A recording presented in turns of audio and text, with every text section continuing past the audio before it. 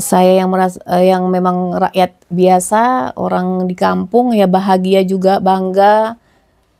Saya nggak nyangka aja kan kalau kenyataannya memang betul, wakil presiden yang memakai hasil karya tangan saya yang memakai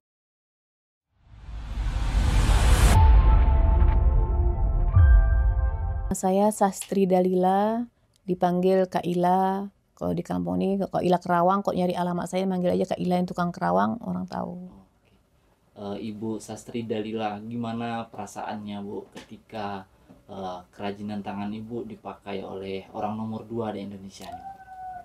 Saya yang memang rakyat biasa, orang di kampung ya bahagia juga, bangga. Saya nggak nyangka aja kan kalau kenyataannya memang betul, wakil presiden yang memakai hasil karya tangan saya yang memakai di kepalanya pula itu. Ya, Bu ya. Mhm. Kemudian ini sebelumnya, apakah siapa yang menyuruh Ibu membuat jembolang ini Bu gitu Bu? Yang memesan jembolang ini sama saya ke Anak Obat. Anak Obat ini kawan saya sekolah waktu SMP. Saya aja nggak nyangka kalau tiba-tiba dia bilang, "Lah mau dibikinkan jembolang untuk Pak Gibran." Saya perasaannya biasa-biasa aja, tapi ya udahlah namanya ini kalaupun benar dipakai, saya bikinnya lebih dari yang biasa-biasa saya pakai. Biasa saya buatnya seperti ini biasa-biasa aja, tapi yang untuk Pak Gibran memang saya bikinnya tidak menggunakan paislin, biar ada perbedaannya lah kayak gitu. Oke, saat pemesanan itu apakah ada desain khusus atau motif khusus yang diminta Bu? Desain khususnya sih nggak ada, cuman dikirim melalui WA, "Lah kok boleh nggak buat seperti ini?" Dia bilang gitu. Tapi saya nggak persiskan terus saya seperti yang dikirim di WA itu. Saya bikin desain, saya buat lagi inisiatif saya sendiri, biar nggak terlalu sama kayak yang pernah dipakai-pakai orang gitu. Oke. Kira-kira dari yang dipakai oleh Mas Gibran kemarin Bu, motif yang Ibu buat Bu, ada makna atau filosofi nggak dalam motif kerawang yang jempolang itu? Kalau filosofi semuanya ada di situ umur berangkatnya, ada pucuk rebung itu merupakan yang kayak maknanya itu, rebung yang baru tunas yang tumbuh itu diharapkan suatu saat nanti, bermanfaat bagi orang banyak.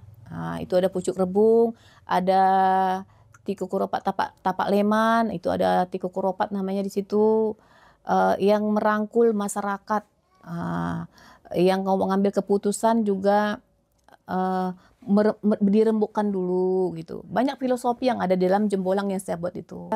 Ada salah satunya pucuk rebung yang seperti ini, yang kuning ini, ada juga saya buatkan di punya Pak Gibran, ini ada. Lepas itu ada tambahannya yang kebetulan di sini nggak ada, ini saya bikin di baju ini. Ada saya tambahkan seperti ini lagi, ada bunga kepias yang mungkin di dalam sini nggak ada, yang punya Bapak tuh saya bikin lebih, memang desainnya. Itu emang desain lebih memang ya inovasi dari Ibu Iya, sendiri ini ya? inisiatif sendiri, dengan, kalau bisa waktu Bapak itu pakai, nggak kelihatan lah, jeleknya menurut saya, tapi nggak tahulah kalau menurut pandangan masyarakat, ada jeleknya, ada cacatnya. Tapi saya pun berusaha buat sebaik mungkin, sebagus mungkin, karena mikir, "Ah, Pak Gibran yang make," saya mikirnya gitu. Saya buatnya dalam waktu 1 hari saya berusaha, Siap. sampai siap, karena kebetulan saya keadaan keluarga memang lagi ada runyam, ada suami lagi sakit. Lepas itu saya buatnya, sorenya tuh saya beli kain, saya belinya di, pasar impres sana beli kain, saya bilang, "Ada nggak kain yang paling bagus, yang adem dipakainya?" Jadi orang tukang jual kain tuh nunjukin, "Ini yang adanya Bu." Saya beli, pas itu sore itu saya jahit lurus, saya bentuk-bentuk, saya jahit di rumah sewa saya ini, malam tuh saya buat sampai ke pagi, saya siap jam 6 pagi saya antar ke rumah teman saya yang bernama Anak Obat itu.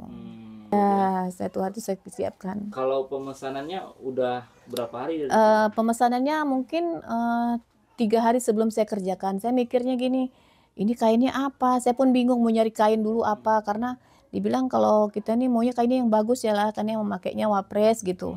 Saya pun bingung, kain apa yang bagus tuh kok dipakai, ini ya gitu-gitu aja namanya kainnya kan. Ya udah saya pun ya berusaha lah ini yang terbaik menurut saya, ya udah saya beli yang itu, kayak gitu. berapa? Mmm. Pada bulan berapa itu? Dalam bulan Agustus ini juga, saya ngasihnya ke Anak Obat itu, karena dia bilang, "Lah harus siap ya besok, 2 hari saya nunggu nih," dia bilang kayak gitu.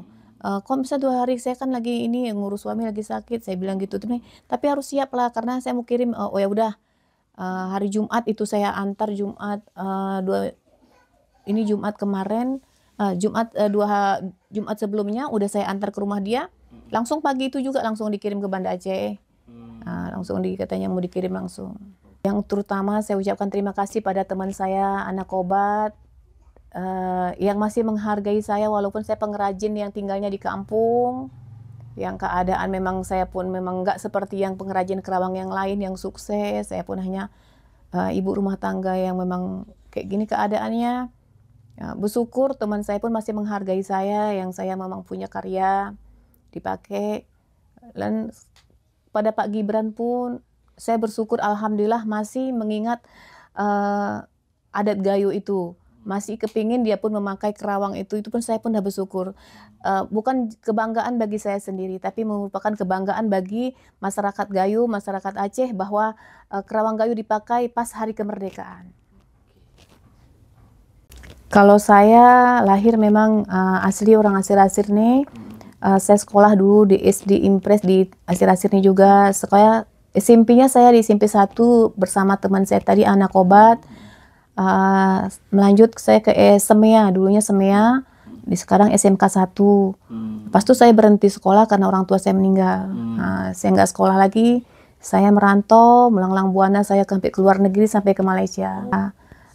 Kalau merajin kerawang ini saya bisanya dari SMP saya udah bisa, saya otodidak, saya cuman ngelihat satu ibu dulu ada pengrajin kerawang saya ngelihat, saya di rumah saya praktekin sendiri. Tapi alhamdulillah sekarang saya udah membagikan ilmu saya ke ratusan anak-anak Aceh Tengah, termasuk Bener Meriah. Saya ngajar di BLK Aceh Tengah, di Belang Bebangka, juga di BLK Radelung. Sudah banyak generasi muda yang saya berikan ilmu yang saya punya. Terkait dengan kerawang Gayo. Iya. Kemudian berarti udah berapa lama Ibu buka usaha kerawang Gayo ini? Kalau usaha kerawang Gayo ini dari kecilnya dari dua pasang baju anak saya berkembang sampai saya menyewakan lebih kurang ada 200 baju lebih, saya udah sewa-sewakan. Udah 20 tahun yang lalu. 20 tahun yang Ya. lalu. Berarti awalnya tadi hanya baju untuk anak-anak. Iya, baju untuk anak saya aja 2. Mhm. Saya buatkan, lepas itu disewa sama orang baju yang 2 tuh, dari hasil sewanya itu saya belikan kain lagi. Mhm. Saya bikinkan baju anak saya lagi, disewa lagi. Anak saya kalau udah disewa orang nggak mau dipakainya lagi. Mhm. Ya udah, jadi hasil itu saya putar-putar sampailah saya siapkan baju lebih lah mungkin daripada 200 baju yang saya sewakan. Jadi kalau karnaval seperti kemarin 17-an, anak-anak udah alhamdulillah ada yang ambil dari tempat saya.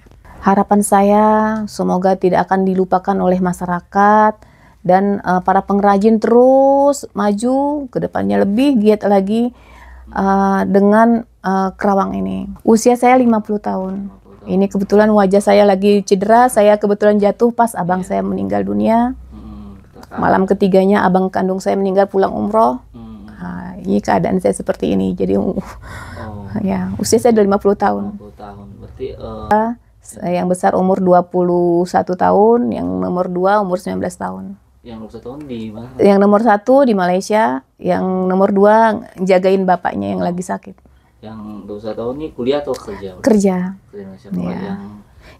Yang sini pun nggak saya sekolahkan karena keadaan ekonomi memang lagi ngurusin suami dulu kan, suami yang sama sekali nggak bisa berusaha udah 2 tahun nggak bisa nyari nafkah lagi. Ya anak saya yang nomor 2 ini yang bantuin saya jagain suami saya. Oh, berarti putus sekolah, Bu?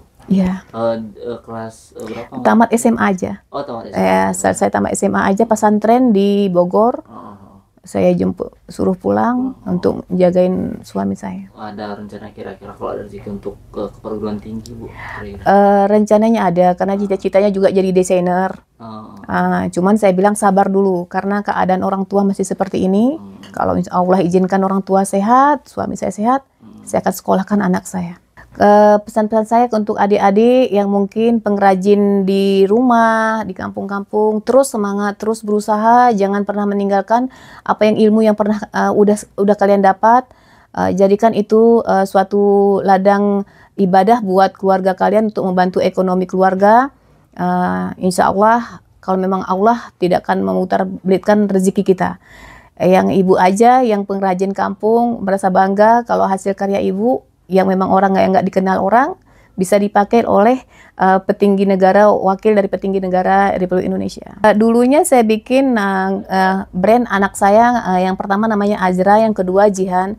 Jadi saya gabungkan jadi Ajet Collection. Tapi sekarang karena anak saya yang nomor 2, dalam waktu 1 hari saya ajar menjahit kerawang, alhamdulillah sudah bisa bantu saya sekarang, alhamdulillah bikin baju sekolah, ngerawang. Jadi saya bikin brand atas nama anak saya yang nomor 2, Jejet Collection, Jihan Jafirah Collection.